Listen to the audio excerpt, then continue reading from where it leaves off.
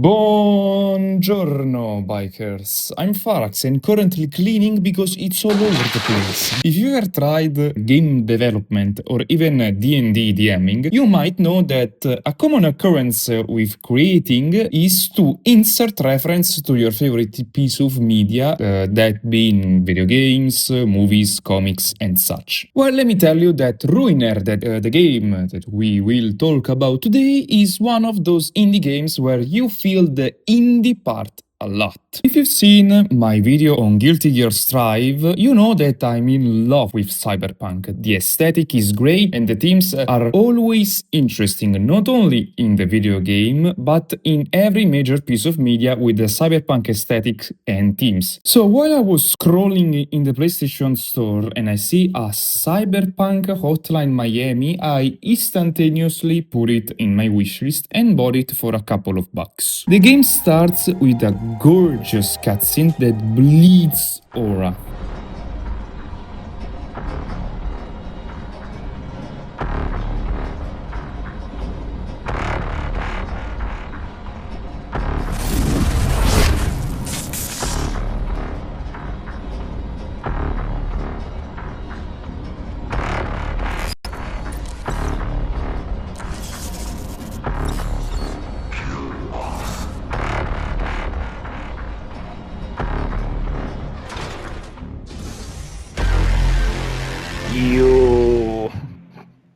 The game starts with a simple tutorial where you are introduced to the combat system and to other things that you may find in each level, some examples being life and energy stations and the weapon locker. The start is very powerful, and especially considering that it feels more like Hotline Miami, but with quirks that make this game its own creation, its own thing. The most obvious thing is the camera and the art style, where the top-down camera pixel art synthwave style are replaced by a high camera with 3D cyberpunk style, where red reigns over other colors in many parts of the game. The difference are not only in looks, but also in gameplay. And it's where the similarities kind of stops. I can see the devs that while working on the game really used Hotline Miami just as an inspiration to build the fundamentals, and on these fundamentals built their own thing, created their own game with its own identity. First thing is that you don't die with one hit, but you have health and so do your enemies. You also have energy, which is used to use your abilities and implants, because may I remind you, we are in a cyberpunk settings, so our protagonist, of course, has a cool arm. And you also have a dash, which is like the cyberpunk dash, but you can also chain multiple dashes to cover more distance. Also, biggest change is that you have a gun, the RUINER, that you can reload, but the other weapons still have only one magazine. The first mission is about an assassination. Kill the boss. With stealth and grace.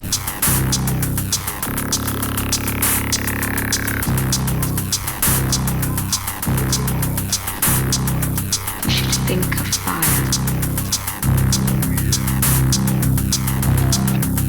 After making a mess, we reach the boss of the level. The fight is fun, but it's quite easy, and it's basically a chaos mode. You have a limited amount of time, and killing minions adds 5 seconds to the timer. He also has a shield and is dead. It's the first boss, so of course it's easy. Also, it's already more of the old boss fights in the first Hotline Miami. And may I remind you that this was a boss fight.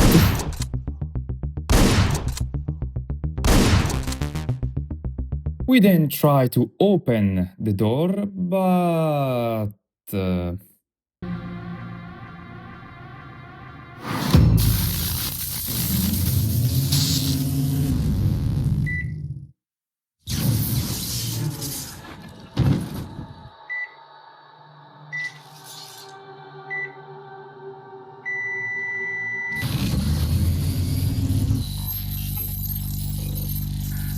This is her, a hacker that saved us from that gong trying to flatline me. Nice try. She says that we were settled up and that they took our brother because why the fuck not? Also, her, I see that you're a woman of culture. Oh, and if viewer, if you are a freak, let me tell you, she calls you puppy. Anyway, we are then brought to the city where we can meet NPCs and progress with the story. If there's something that excels in this game is the character art. They look so good and tell you a lot about each and every character. We have her, of course, where her attire and look give you the look of a hacker that is closed in a dark room, kind of like the Netrunner from Cyberpunk Red, with a computer and moving the strings at a safe distance. And she kind of reminds me of someone from a manga that I've been reading, but I cannot remember the name. It's called like Man or something. A similar concept is for almost every character, both primary and secondary. The praise of these arts is also in the use of the shadows. A character that we will see soon has a lot of shadows that just to emphasize how horrific and ugly they are. But I have to say that the game doesn't really care about their NPCs. It's kind of like an RPG where you may have an NPC in the hub from the start of the game, but you will never notice them, and so you never interact with them. Also, the fact that the NPCs are just flavor text doesn't really help you because there is not an actual way to help you understand who is flavor text and who is actual NPC, an actual character. Only from their attire and that's it. And but like there's a businessman, and how the fuck am I supposed to understand that this specific guy will give me more experience if I talk to him after a certain mission? For example, some of these characters have quote unquote names like the biker girl, but she is flavor text, but the hooligan is not just because she looks like a crayon, and a bunch of other characters that I are really cool. They are really cool. I really like them, but that's the point. You have to see the character. You have to understand that that character is an actual character and not just a flavor text. Anyway, we talk to the mechanic, we are sent to the parking lot. It's where we learn of another game mechanic, which is glory kills. Okay, so we have a gameplay kind of similar to Hotline Miami, mixed with a cyberpunk aesthetics and mechanics, even if it's just a coincidence with abilities and a skill tree and glory kills that almost look like they're from Doom. How can you not love this game? You see what I mean when I say that this game is incredibly indie. Like, I imagine at a certain point the devs were like, yeah man, why don't we just add like glory kills? Why would we add glory kills? Like, why? Because they go hard. Yeah, he goes hard, bro. The glory kills not only give you health, but they also give you a speed boost after each one. So if you manage to do 3 in a row, you basically become a speed demon with a gun and a bionic arm. It's great. Unfortunately, this is where it quote unquote ends. You see, these kinds of games like Hotline Miami, basically work like this. You have an encounter, you then fight in the encounter, you finish the encounter, you reach the boss, and you repeat. And it's a really simple game loop. Also, the fact that you have a very simple quest. The game actually is really short. It's 3 major areas that are divided by 3 sections each. Some of them are like 15 minutes long, so you can actually finish the game in 3 hours, 3 to 4 hours, which I understand because from the main menu you can see there's a leaderboard section, which makes me understand that this game is supposed to be speedrunned, but uh, just like it's weird because it's still kind of slow. The enemies spawn kind of slowly sometimes, and still they have a health bar unless there's some kind of strategy that I didn't found out of in 2 runs. Don't really see it, honestly. Difficulty wise, it's also weird because, as I already said, I played the game twice, once in normal and once in hard. The bosses can be incredibly easy or strangely hard. Like, there's this guy in the second area that has an SMG that rips into you if you get close, or a guy with a laser gun that feels almost like he cheats because you have to dodge at the right time, even though the laser is supposed to go forward. You can see that he's looking in front of him and the laser goes sideways somehow because the NPCs are cheating. You don't have many options to not get cheesed. You have the shield, but if you don't have the ability to gain energy while you are shooting, you will run out of energy. And while you have the shield, you cannot shoot because shooting disables the shield. And the only option that remains is dodging, but if you dodge out of panic, you will still be turned into a collider, or sometimes they are like made out of paper, or you should spam certain abilities so that they never get a chance to actually fight you. Also, the melee is strange because you don't want to get closer to the normal enemies because they can also kill you quite easily. Also, sometimes they are also cool, like shoot stuff until they break, position the boss in the middle. While doing so, he falls, shoot him until he gets in the air, and repeat. And I think it's a good boss fight because it's not challenging when you do it the second time. It's quite boring, but at least it's something. After retrieving basically what we will define as a slave, because we take this guy from his HQ and we shock his head. We do not kill him, but we force him to do stuff for an entire area.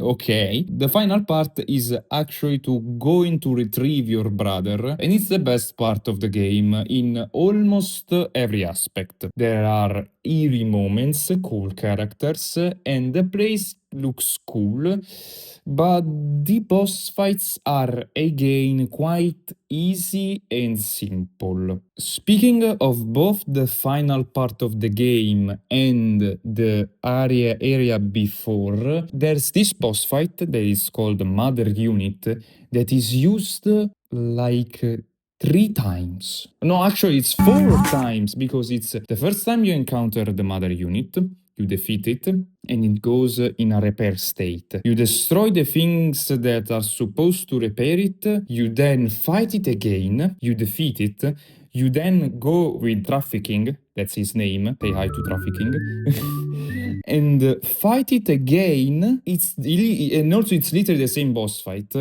just so that you can fight a heavier enemy afterwards that is also basically just a heavy unit disguised as a boss fight, and then you fight it once again in the ending in a two-phase battle that has nothing new but enemies inside of the boss room. For the rest, it's the same thing. It's the same laser that follows you that is incredibly easy to counter with the shield and a bit of dodging. And also, the heavy unit from the second and the third encounter of the Mother Unit is reused in the same area at the end of the game before fighting the Mother Unit for the fourth time. Like, and you have to defeat this motherfucker 3 times. It's Okay, it's trafficking because trafficking during this last area kind of dies, even though he literally gets shoot by the mother unit. We shock him again to revive him. We cook his ass to a crisp because we have to go forward. He then gets revived again, put in another machine just to fight us, and it's the skin of the heavy unit we fought before, with more faces and kinda more aggressive, and then we fight again the mother unit. Okay, I guess. Anyway, after defeating the mother unit for the fourth time, we reach the ending, in which we are stripped of our jacket. No, the trip! A guy with our same mask arrives and is our brother. Apparently, he's the CEO of Heaven, not like spiritual heaven, it's like an evil corporation, and literally uses us as spare parts, which is the reason why we have the bionic arm. And he actually worked with her, but her is not an hacker like our brother thinks she is, or like we think she is, but is actually like an AI or a cyborg. I really didn't understand it, and wants to kill our brother and uses us because we are equal to our brother, so equal that he can use us for spare parts.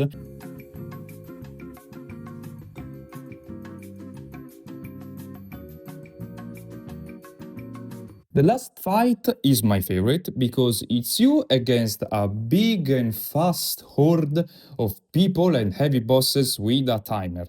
And speaking of the timer, I noticed that this feature is literally used twice in all of the game, which is a shame because it could have been made the gameplay much cooler.